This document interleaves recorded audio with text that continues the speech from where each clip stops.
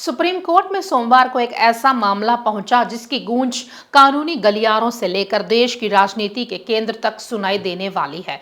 मामला पसमानदा मुसलमानों को अन्य पिछड़ा वर्ग ओबीसी श्रेणी के भीतर अलग से आरक्षण देने का है। Chief justice of India CJI Suryakant और जस्टिस जयमाल्या बागची की बेंच ने इस याचिका पर सुनवाई भी की है और केंद्र सरकार से कड़े सवाल भी पूछे हैं। सुनवाई सर्वोच्च अदालत में हो रही है, लेकिन पसमानदा मुसलमानों को आरक्षण देने की इस बहस ने राजनीतिक सरगर्मी भी बढ़ा दी है, क्योंकि यह वही वर्ग है जिसमें सेंधमारी करने और इन्हें अपने साथ जोड़ने की कोशिश बीजेपी पिछले कई सालों से लगातार कर रही है।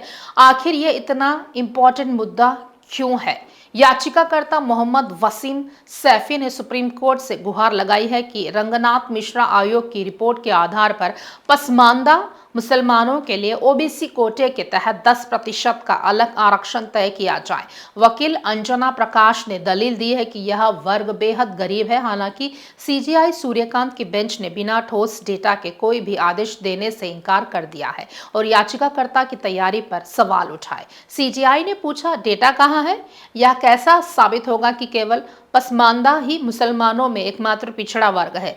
सीजेआई ने सीधे तौर पर पूछा, अन्य गरीब मुसलमानों की कीमत पर आप सिर्फ पसमानदाओं को ही क्यों बढ़ावा देना चाहते हैं? कितने कुल मुस्लिम पिछड़े हैं?